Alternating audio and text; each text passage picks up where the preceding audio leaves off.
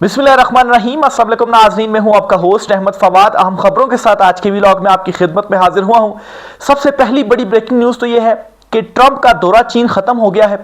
इस दौरे के दौरान ट्रंप को धुतकार पड़ी है चीन से, और इसका फायदा यह हुआ है कि चीन ईरानी शराइत मानने पर तैयार हो गया है।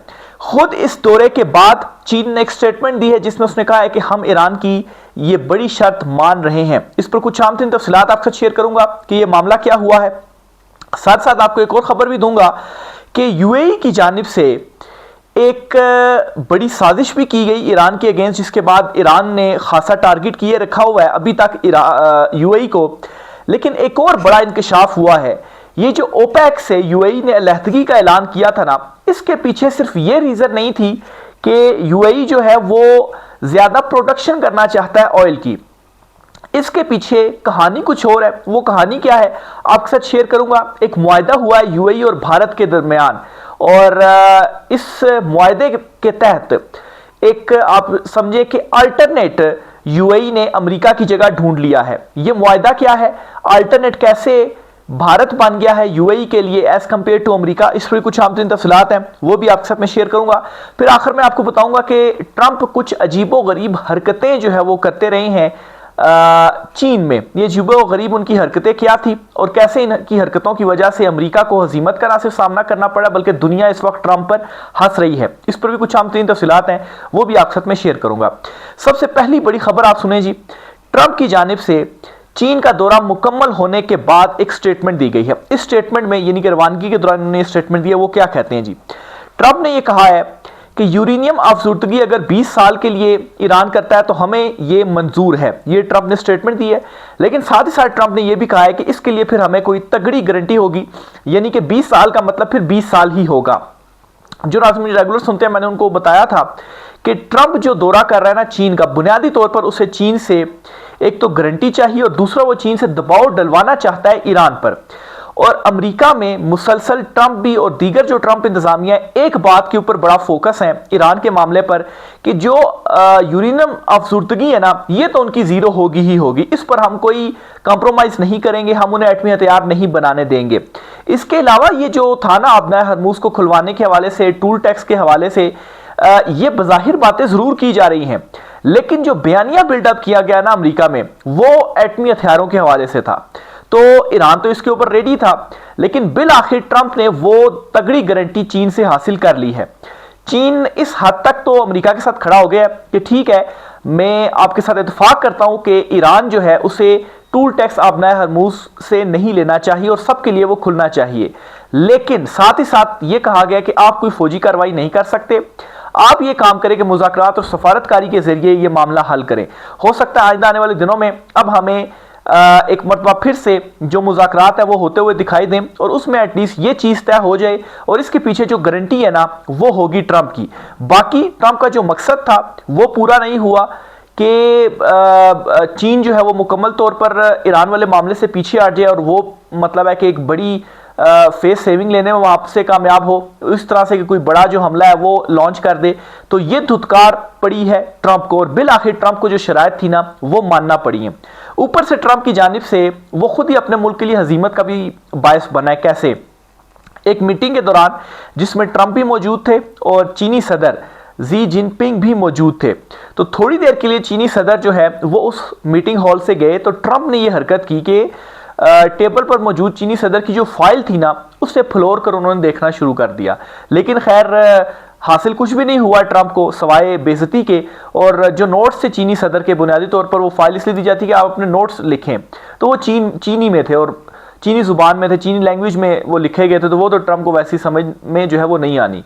फिर इन्होंने एक और काम क्या किया कि जब ये वापस रवाना हुए चीन से अमेरिका, तो चीन से जाहिर सी बात है इनको तहाइफ वगैरह कुछ चीज़ें मिली, सब कुछ इन्होंने डंप कर दिया वहीं पर चीन में ही। और आते हुए भी अपने मोबाइल फोन, दीगर एसेसरीज, लैपटॉप्स वगैरह वो भी लेकर नहीं आए कि कहीं ये हैक ना हो जाए या कोई इसमें मतलब है कि कोई ऐसी चीन कोई ऐसा काम ना कर दे कि हमें जो है वो बाद में जो है वो जासूसी इससे हमारी ना होने लग पड़े हमारे मोबाइलों से। तो इतना ज़्यादा डर और खौफ है, इतना ज़्यादा चीन अमेरिकन के ट्रंप के सरों पर इस वक्त सवार है। नेक्स्ट खबर यह है कि यूएई जो है ये ओपेक से जब इसने अलहदगी इख्तियार की ना, तो कहा गया जी कि मतलब है कि सऊदीया से इसकी नाराज़गी चल रही है, और दूसरा ये कि ये ज़्यादा प्रोडक्शन करना चाहते हैं। ज़ाहिर सी बात है, जब आप ओपेक में थे तो तमाम जो अरब ममालिक थे वो ओपेक में थे, तो उससे था क्या, उससे हुआ ये था कि जो प्रोडक्शन है ना ऑयल की, वो ऐसे नहीं हो सकता कि आप अपनी मर्जी जितनी मर्जी करते रहें। उस सबके पास एक कोटा था कि इस हद तक आप कर सकते हैं, क्योंकि अगर ऑयल की प्रोडक्शन ज्यादा होती है तो जाहिर सी बात है जो मुल्क कम कर रहा है, जो ज्यादा कर रहा है, वो मार्केट में ज्यादा डालेगा, उसका ज्यादा बिकेगा, उसकी प्राइसेस कम होंगी, तो दूसरे को इससे नुकसान होगा। तो इसलिए इन्होंने ये तंजीम बना ली थी कि आपस में मिलकर हम चीजें तय करेंगे ताकि प्राइस भी एक हो और सबको इक्वली जो इससे फायदा है वो हो सके। तो बहरहाल इससे यूएई ने अलहदगी का इख्तियार किया, और उस वक्त ये बना एक बयानिया जी कि वो ज़्यादा प्रोडक्शन करना चाहता है। लेकिन असल इसके पीछे कहानी क्या थी? असल कहानी कुछ और थी, और इसके पीछे भी भारत था। बुनियादी तौर पर यूएई जो है उसने एक अल्टरनेट तलाश कर लिया है अपना भारत की शक्ल में, और अमेरिका के मुकाबले में उसने भारत को अपना अल्टरनेट तलाश किया है। नंबर 1 तो ये। नंबर 2, यूएई ने ये काम इसलिए किया था क्योंकि यूएई ने तमाम गल्फ ममालिक को, तमाम अरबों को, सऊदीया, कुवैत, बहरीन, कतर वगैरह, इन सब को मनाने की कोशिश की कि हम जो है वो ईरान के ऊपर हमला करें या ईरान के मामले के ऊपर आप मेरे साथ खड़े हों। तो इन तमाम कंट्रीज ने ईरान के साथ खड़े होने से इनकार किया और ईरान पर हमले से इनकार किया कि नहीं, हम तो जंगबंदी की तरफ जो है वो चाह रहे हैं चीज़ें जाएं, हम जो है वो अमेरिकन को एक्सेस नहीं दे रहे अपने एयर बेसिस की, तो आप जो हमले की बात है वो कर रहे हैं। तो इस वजह से बेसिकली ये रीज़न थी जी, जिसकी वजह से यूएई इनसे अलहदा हुआ। अब यूएई का ये कहना कि आपने मेरा साथ नहीं दिया, ऐसा तो नहीं हो सकता कि आप जो कुछ भी कहेंगे आपका उसमें जो साथ है वो दिया जाएगा। सब बैठेंगे, जिसकी अक्सरियत होती है उसी का साथ दिया जाता है, तो सब एक तरफ थे, आप अकेले एक तरफ थे। तो ये रीज़न थी कि वो इन सबसे भी अलहदा हुआ है, फिर ओपेक से भी वो अलहदा हुआ, और अब उसने अपनी ऑयल की जो प्रोडक्शन है ना वो भी दुगनी करने का जो प्लान है ना वो तैयार कर लिया, और उसके ऊपर बड़ी तेजी से काम भी हो रहा है। उस पर भी आपको बताता हूं। यूएई ने जी भारत के साथ मुआहदा कर लिया है, दिफाई मुआहदा किया है, दिफाई तामुन के हवाले से मुआहदा है, और एनर्जी तवानाई के हवाले से भी ये जो मुआहदा है ना वो किया गया है। ये आज ही मुआहदा हुआ है, मोदी की जानिब से जो दस्तखत है वो कर दिए गए हैं, उन्होंने जो विजिट है ना वो यूएई का भी किया है। बहरहाल इस मुआहदे के बाद सबसे पहला काम क्या हुआ है कि 30 मिलियन बैरल तेल जो है वो भारत में स्टोरेज देगा, भारत स्टोरेज देगा यूएई को, यानी कि अब वो अपने ऑयल की जो प्रोडक्शन है वो दुगनी कर रहा है। तो इससे क्या होगा कि उसके पास स्टोरेज की तो जगह नहीं है, गुंजाइश नहीं है, तो वो भारत को देगा कि भारत अपने पास इसको स्टोर जो है वो रखे 30 मिलियन बैरल। और यूएई ने एक और काम किया है कि अपनी जो फजीरा बंदरगाह है उनसे तेल की बरामदात दुगनी करने का फैसला कर लिया, और इस सिलसिले में ऑयल पाइपलाइन जो मंसूबा वहां पर वो ऑलरेडी बना रहा है, इसे तेज करने का ऐलान करते हुए ये टारगेट सेट कर लिया कि 2027 तक हमने इसको मुकम्मल करना है। अब ये जो ऑयल पाइप लाइन है, मंसूबा है, ये कंप्लीट होता है तो अबनाए हरमूज को बाईपास करेगा यूएई, फिर उसको अबनाए हरमूज की जरूरत नहीं पड़ेगी, और वो डायरेक्ट तेल की जो तरसील है वो करेगा, और दुगनी तेल की जो तरसील है वो करेगा, दुगनी अपनी जो बरामदात है ना वो करेगा। तो ये जो उसने भारत के साथ मुआहदा किया, तो एक अल्टरनेट उसने यहाँ पर तलाश कर लिया अपना अमेरिका के मुकाबले में, कि अमेरिका तो वैसे ही वहाँ पर अब मुज़ाकरात कर रहा है, उसको हम क्या मतलब है कि वो खुद एक फेस सेविंग ढूंढ रहा है, तो उसने हमारे लिए तो कुछ नहीं करना है ईरान के मुकाबले में, वो हमें प्रोटेक्ट करने में भी नाकाम हुआ है। ये अब यूएई को अंदाजा हो गया, तो इसलिए भारत की तरफ चला गया, लेकिन अमेरिका नहीं कर सका, तो फिर भारत क्या करेगा।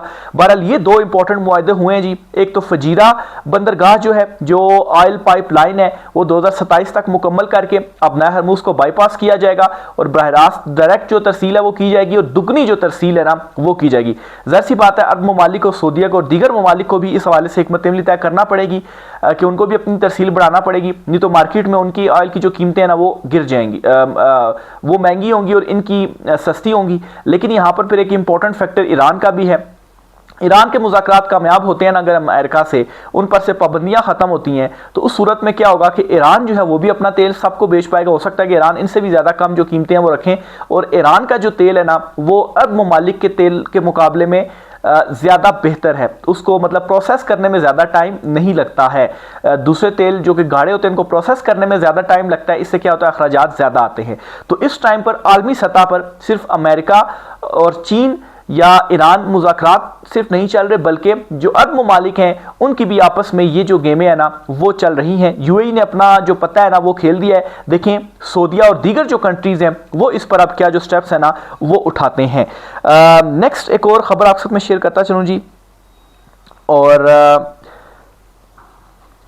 ईरान की जानिब से जो टारगेट किया गया था ना यूएई को, उसकी भी अब रीज़न सामने आ गई है और ब्लूमबर्ग ने ये जो खबर है ना वो दी है।